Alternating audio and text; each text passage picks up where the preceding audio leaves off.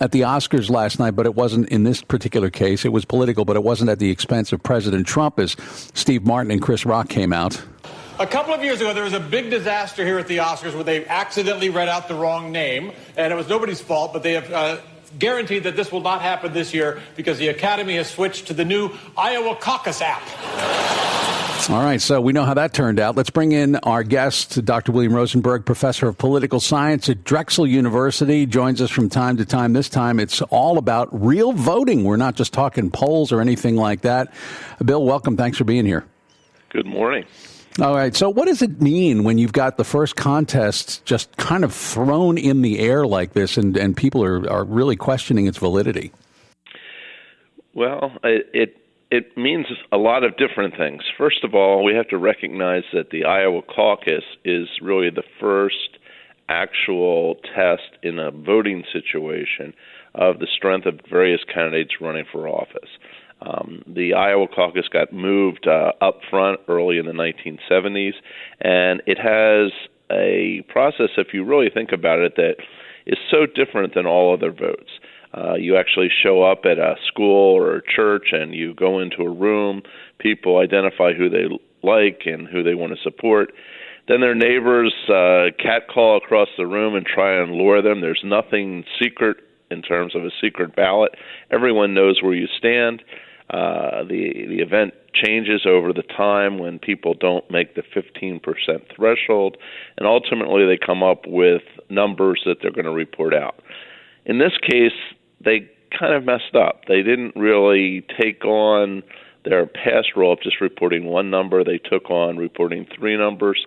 They used this app that, Steve Martin just referred to that really fouled things up a little bit. But when you think about it, at the end of the day, nothing really changed from the initial findings of who won and who lost. It was basically the same. Buttigieg is slightly ahead of Sanders, and the whole nation went for several days looking at this crisis when, in effect, they virtually tied. It just raised the level of concern about the legitimacy of this election, not so much a difference in outcome. Essentially taking a whole year to spend a lot of money to figure out who's going to divide 41 delegates, state delegates, and that's pretty much the fight there. Exactly. And in New Hampshire, you also note that there is something. It's not like a caucus; people actually vote, but there are some wrinkles to it which may affect the outcome. Take us through that. Well, what we have across the country when we have primary elections, where you actually go into a voting booth and you pull a lever, are a whole series of different rules that are in place. Some have rules about how long before the election you have to be registered. But the unique thing about New Hampshire is the role of independents, or I should say unregistered or unaffiliated people, which makes up about 41% of all voters in New Hampshire. And why that's important is that people that are not members of the party can really control the outcome of, in this case, the Democratic primary election. So we have people who are not even Democrats voting in the Democratic primary. They can change on election day to become this unaffiliated group. And as a result, we're going to pay a lot of attention to this new New Hampshire primary, when in fact it's not really the party's answer, it's the voters of New Hampshire's answer. And this sort of, again, runs counter to the fact that political parties are supposed to have some integrity of their own in terms of their members making a decision about who the standard bearer should be. Dr. William Rosenberg with us, professor of political science at Drexel University. Bill, I wanted to touch on something. The other night was the final debate before this contest. And Bill, by the way, is the author of News Verdicts, The Debates in Presidential Campaigns. It seems to me that after the 2016 Republican debates, where there were a lot of insults thrown, and it seemed to harm any candidate who threw insults, and we saw a rather subdued, although, people tried to make much about more attacks on Pete Buttigieg, but it wasn't really the kind of heavy-duty attacks we had seen in previous debates. I wonder if candidates are starting to use those less and less of a chance to attack the others on the stage and just to try to survive. And the nature of debates, you've been watching them for some time. Has there been a kind of an evolution of the way these debates take place and what we see? Well, I have to say that I think that each election is in some ways sort of unique.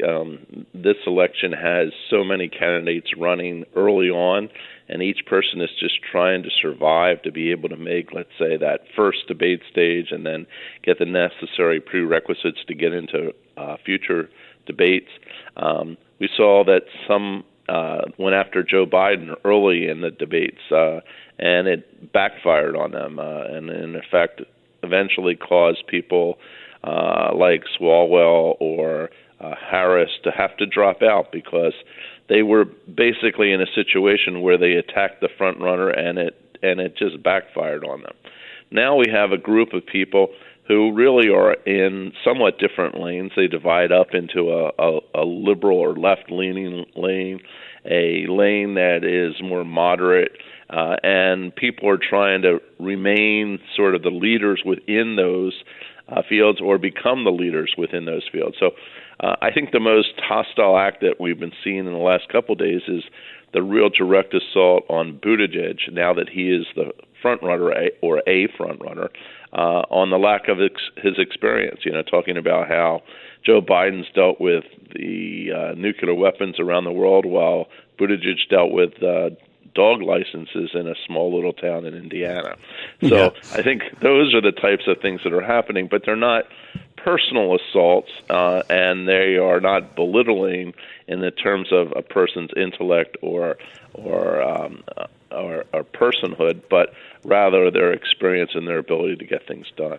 Bill, I wanted to ask about, we've looked at the polls, and you've been looking at them too, the sort of national versus the local. And I wonder, Michael Bloomberg has tried to say, well, he's going to compete after the Super Tuesday primaries once they hit. And we've always seen the dynamic has usually been, all right, the first two contests will give you some momentum, and maybe that'll influence voters. What are voters thinking right now after Iowa? And, of course, we're going to await the results of New Hampshire. But are we seeing the same importance on these early contests as we typically do? Well, I think the voters are, in many ways, waiting to see how New Hampshire turns out.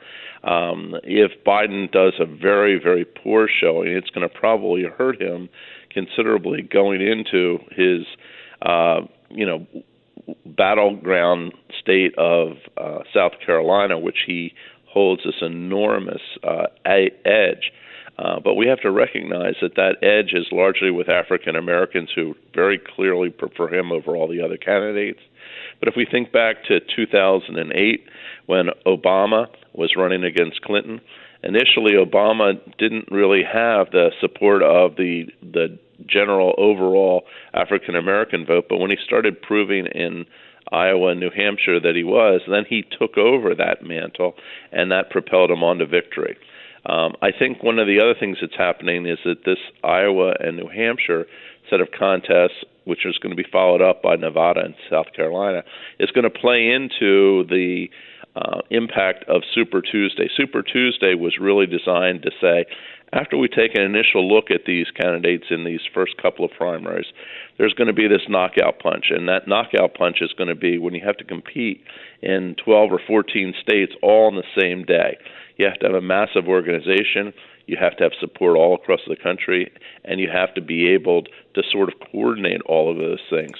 And I think that's what we're really looking forward to now. Not so much what happens in the individual state of New Hampshire, Nevada, or South Carolina, but what happens on Super Tuesday when it's the biggest day of candidate delegate selection that's going to take place. Dr. William Rosenberg. Bill, thanks so much as always. All right. Well, have a great day. You too. Dr. William Rosenberg, professor of political science at Drexel University, looking at where we stand in the 2020 race right now. He is tweeting at Dr. as in Dr. at Dr. B. Rosenberg, Rosenberg.